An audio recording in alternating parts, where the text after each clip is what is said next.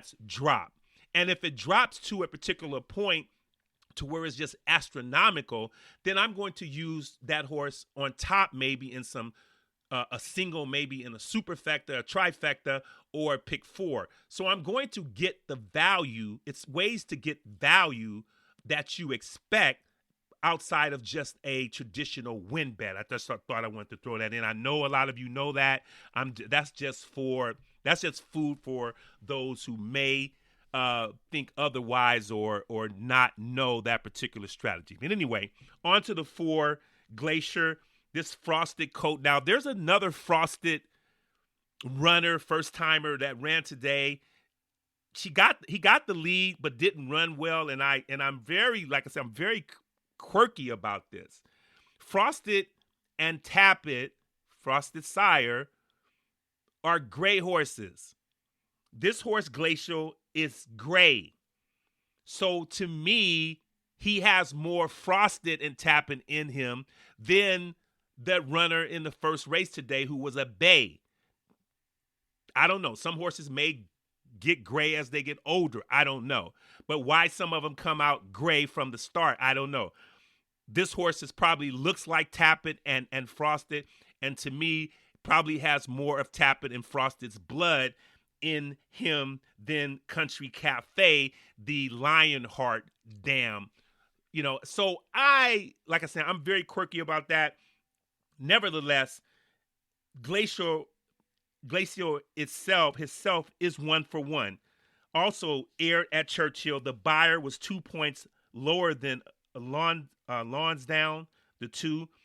Norm Cassie trains this one. Joe Talamo is going to ride.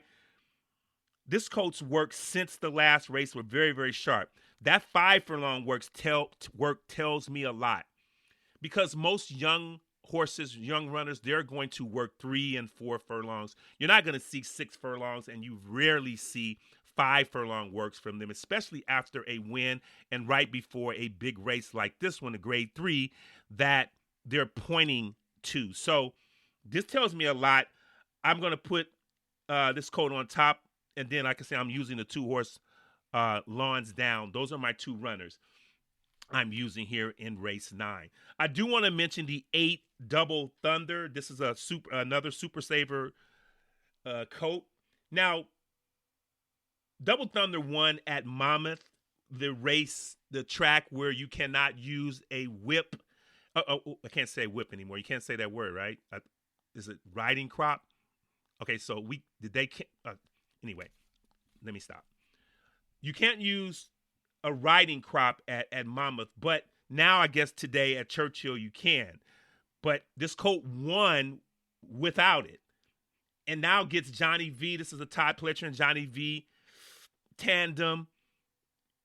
It's Kentucky bred colt, but just because he ran at Monmouth doesn't mean it's a Monmouth horse. And a lot of people, especially when those horses come to Saratoga, they look at the runners and they go, oh well, he ran at Monmouth. That's a lesser circuit than Saratoga or Belmont. Well, the horse was bred in Kentucky. They just ran there maybe because the trainer or the connections were trying to keep them away from other runners, maybe some like trained horses, and maybe they have a different agenda for it. But I look for something nice from Double Thunder. I don't like him better than my 2 runners, else I'd have thrown him in. It wouldn't probably cost me no more than $6 or $8 to throw him in there as well. I think I can squeeze by without Double Thunder, although I did want to mention it just for the whip factor, the riding crop factor. So, I look for Double Thunder to run a big race. I do not like the 9 Red Run. I don't like the Gun Runner coat.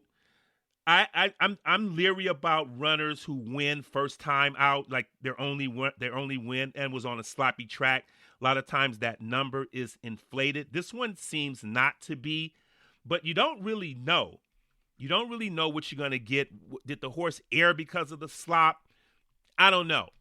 I'm one to try to pick horses who've aired on the track, the type track, and the track condition or the listed condition that they're running on today.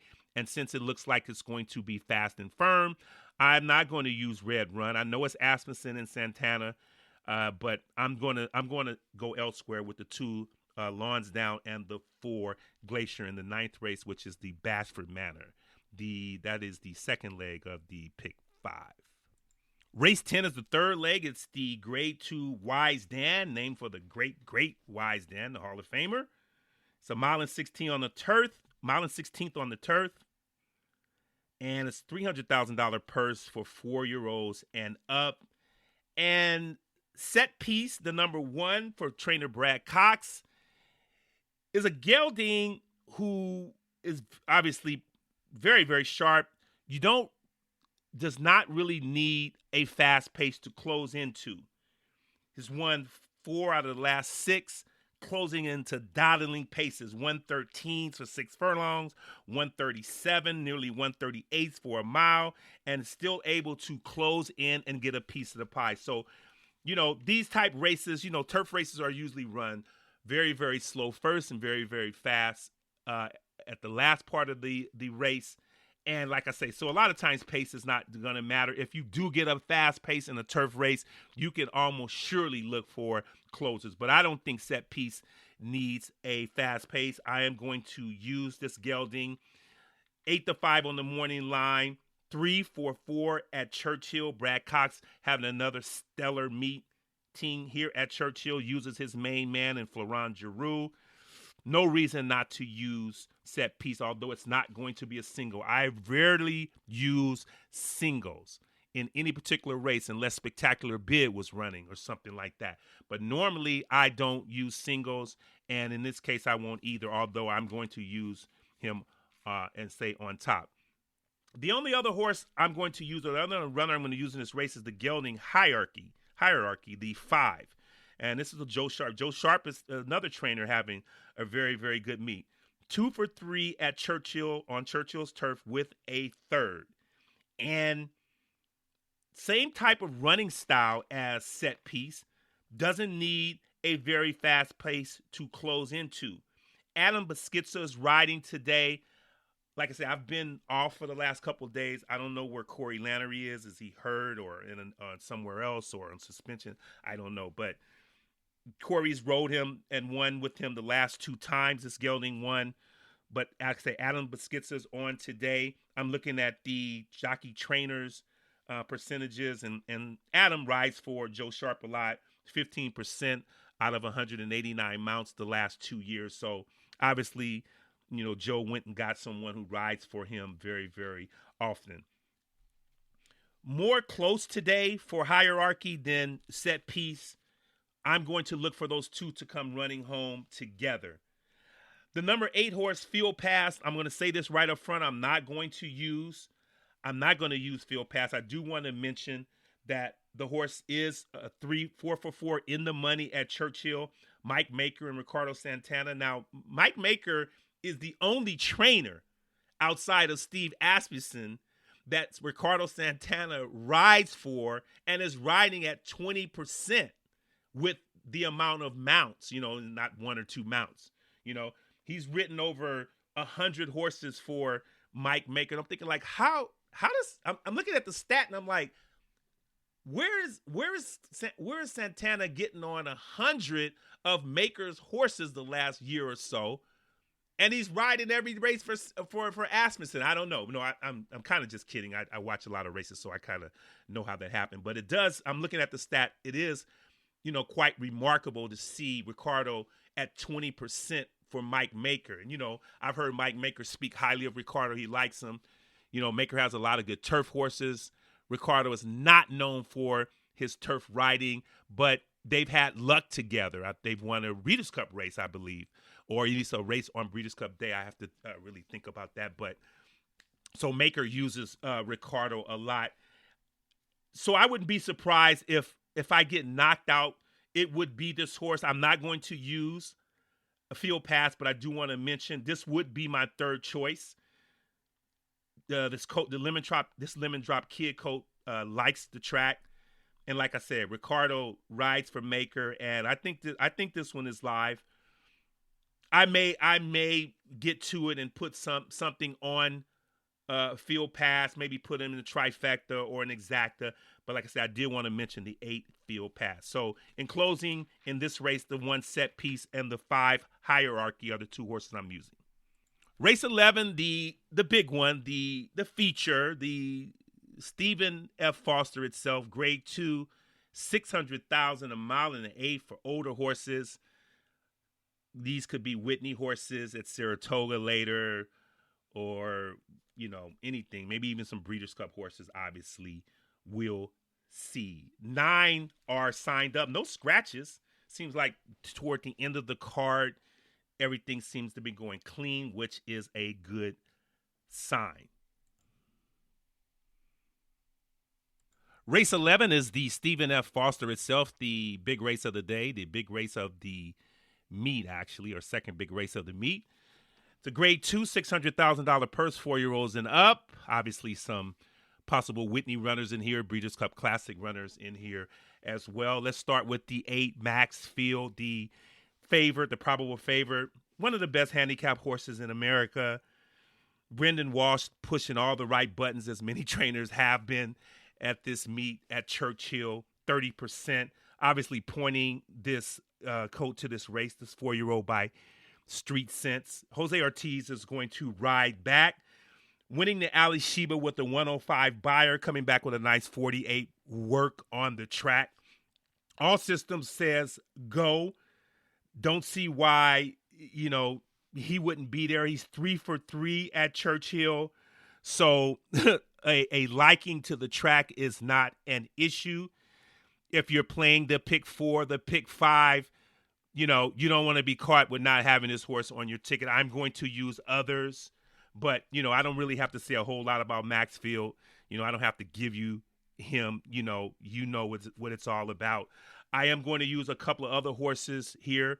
The number 3 horse, Necker Island, is colt by Hard Spun, trained by Chris Hartman.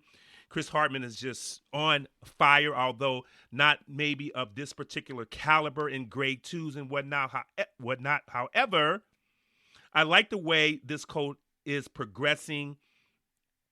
He's 3 for 6 at Churchill. I like, this is a type of runner where you are going to get a good price. He's 15-1 on the morning line. I see a drift up just based on the class history here. Mitchell Murrow is going to ride. Mitchell and Chris are 29% off a large sample size of 150 runners over the past 2 seasons. So here we go. Like I say, I think this is going to be a threat to Maxfield. These races are going to be run tactical. 9 runners is not a lot of horses in a race like this. So I don't foresee a lot of traffic problems. I see Necker Island being able to stretch out and run his race, and I think that's why I'm going to include him on a ticket with Maxfield, as well as the 4 Sprawl. Sprawl is also trained by a trainer, Thomas Drury, who's at 26%, pushing all the right buttons. Brian Hernandez is going to ride. And, Brian has won big races before. I'm still thanking him for that Breeders' Cup Classic win at Santa Anita. And, Sprawl has a little more class than Necker Island. And so the 10-1 morning line, I think, will be somewhere around 8 or 7-1, but just based on that alone. He has 2 wins at Churchill himself with a 3rd.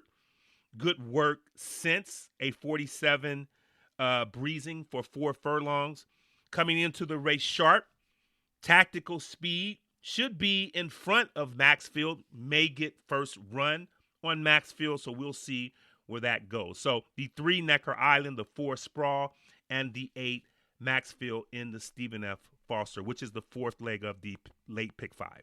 And the final leg is the Tepin, $150,000 added for 3-year-old fillies.